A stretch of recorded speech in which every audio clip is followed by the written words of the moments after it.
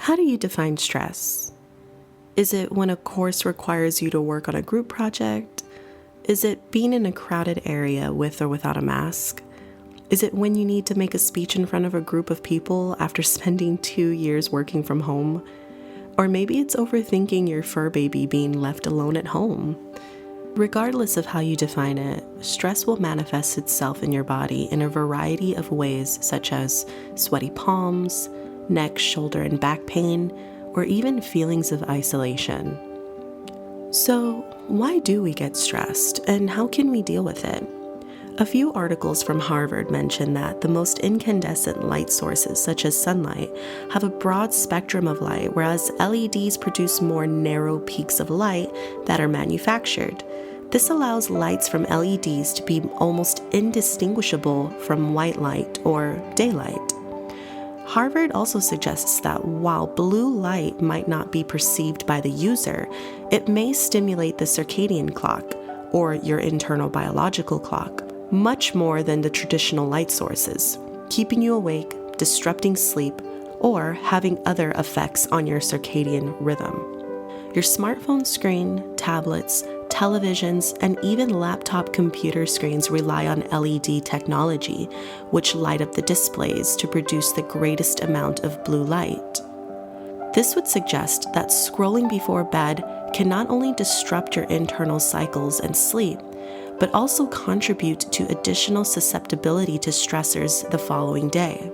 We have photoreceptors in our eyes that allow us to see, called rods and cones, that turn light energy into electrical signals. Let's experiment for a bit. Stare directly in the middle of the screen and stay focused. Avoid moving your eyes as little as possible. Staring at this image may seem unsettling as the negative photo activates different photoreceptors in your eyes. Now looking at this white screen, you may still see the image there, only in different colors. This is due to our photoreceptors continuing to fire off, allowing us to see after images long after we have looked away or closed our eyes. This can also be due to our cones becoming tired. Our receptors will receive the same stimulus for too long and pretty much stop responding. Therefore, it is so important to lower your screen time and create a healthy cutoff before bedtime. Becoming aware of things that we do in our daily lives that might seem completely normal may very well be the main contribution to our stressors. We can get caught up in our routines that prevent us from acknowledging what may or may not be working for you. Now, let's take a look at what your day might look like. It probably starts with a coffee run, then getting stuck in traffic, hours before your workday. Or maybe you have a different circumstance that calls for a different set of challenges. Collaborating deadlines with coworkers, then trying to meet your own deadlines for coursework, fitting in time to study outside of the classroom, taking social media breaks, trying to make content to keep your TikTok relevant, which eventually leads to working late at night, way past your bedtime, where time seems to slip away, and before you know it, you're back up doing it all over again. This may all seem too familiar, but let me ask you something. After all of that, what percentage of time are you actually dedicating to yourself? Well, did you know people spend 46.9% of their waking hours thinking about something other than what they're doing, and this type of mind wandering typically makes them unhappy. It's the idea that we are consumed by our thoughts and many expectations that the world may expect from us, leaving very little time to focus on yourself. So, what can we do to combat stress and become more self-aware? First things first, lowering screen time. Set yourself a time limit of how long you will spend on your phone and which times are considered off limits. Staying dedicated to a regimen might help release some tension for intrusive disruptions. Don't worry, TikTok will still be there when you decide to return. Starting new hobbies or picking up old ones. Try returning to old hobbies that you used to enjoy. or try picking up new ones and set up times and dates specifically dedicated to your hobbies. It's like pretending you have a class or work, except you're setting boundaries for your hobbies where others are able to respect the time allotted for your engagements.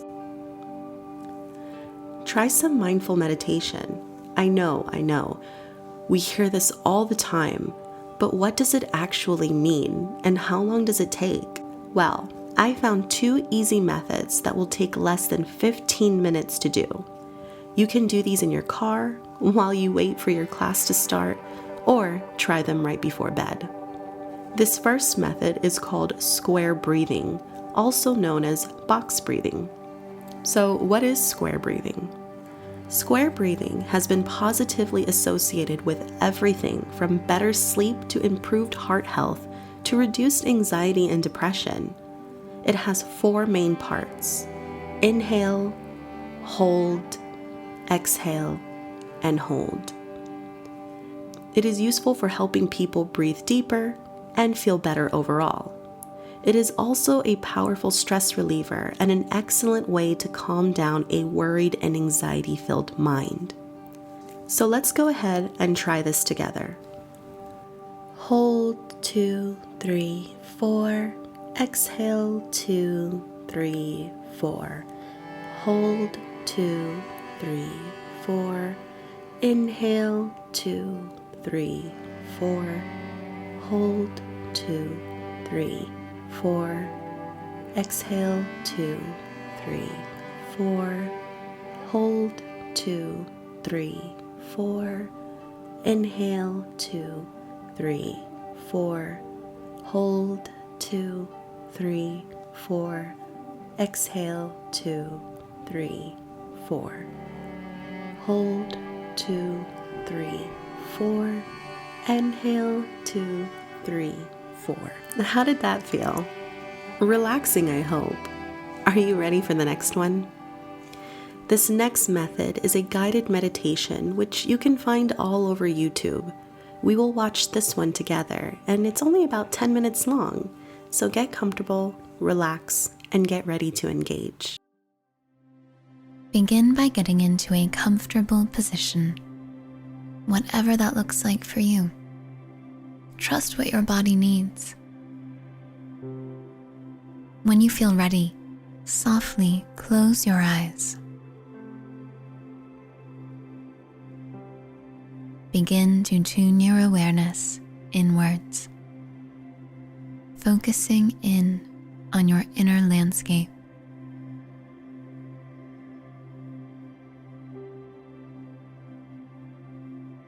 Feeling yourself slowing down, giving yourself permission to enter in.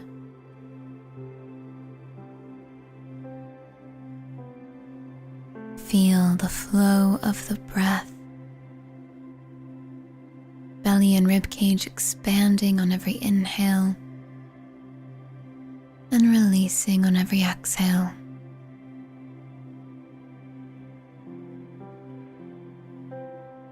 Letting the air flow naturally, freely, almost as if the air is breathing you.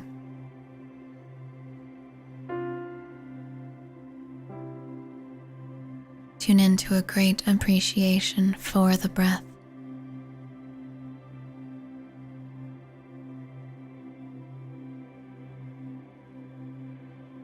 Letting go of any muscles you do not need to use right now.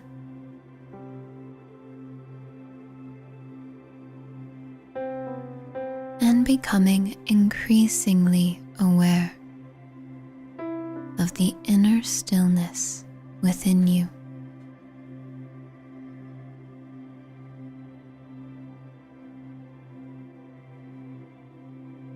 Reveling in how this feels.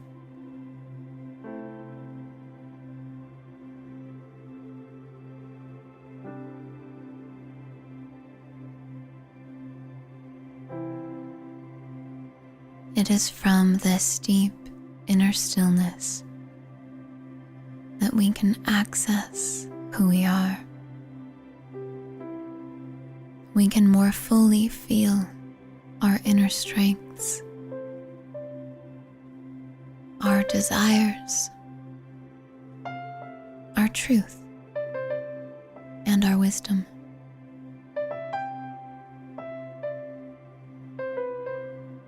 Relax more deeply into yourself now, letting it be easy.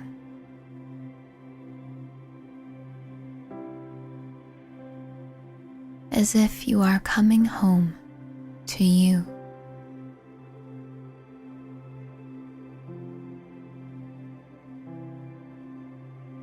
And as you feel your body more relaxed and your mind more at ease,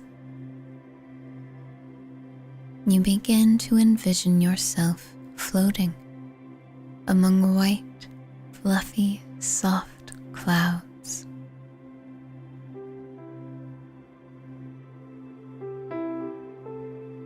Relaxed, at peace.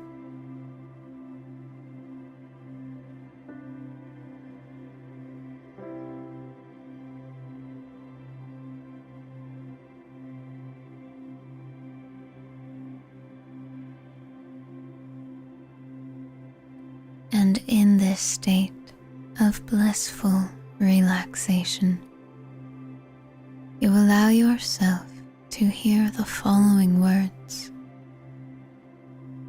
and feel them as your truth in every cell of your being, knowing you can relax into the truth of what you're about to hear because it's natural. It's who you are. So just breathe softly and continue to relax as you enjoy the following messages. You are capable of great things.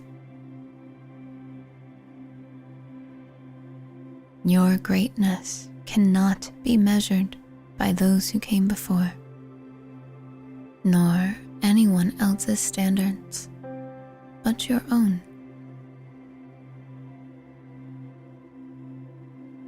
For you have a unique purpose in this life.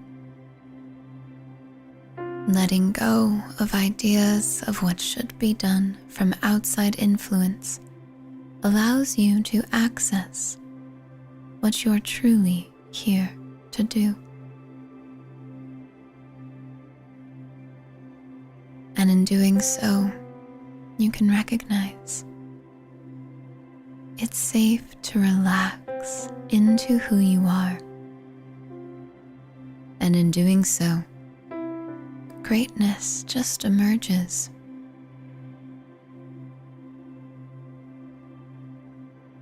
For deep down, who you truly are is an immeasurably amazing human being.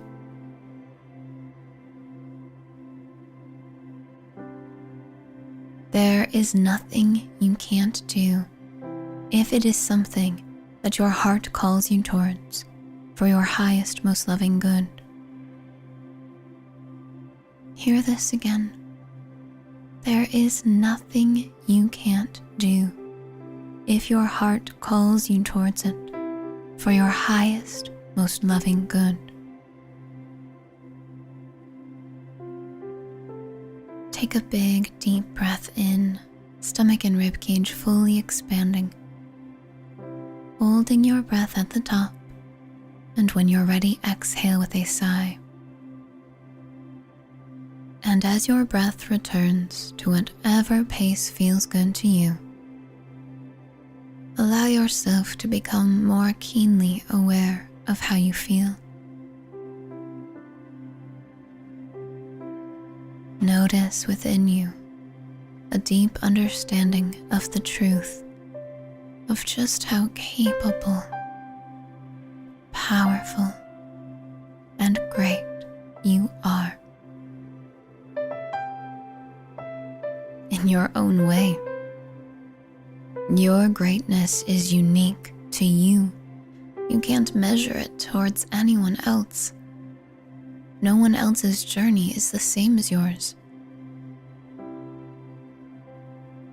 Feel a willingness and an openness within you to let go of anything you think you should or shouldn't do, and instead feel that openness and willingness to accept and allow who you are to simply be. Let it be natural, trusting and knowing that where you are right now is exactly where you're meant to be. Your path is unfolding naturally. Relaxing is the key. And from there you can trust what you feel called to.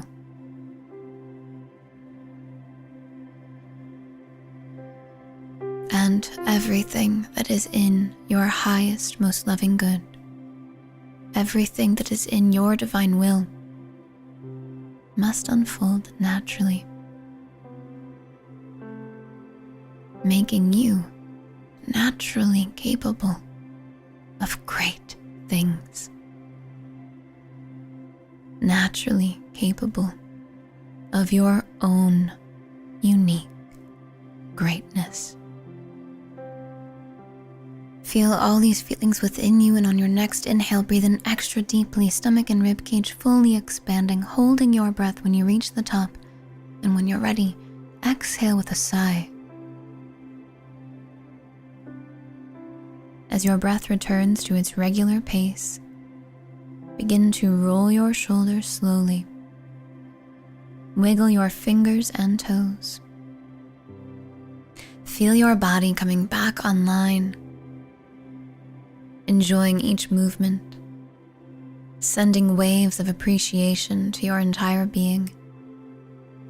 And when you're ready, carry these feelings with you as you open your eyes back to the world around you.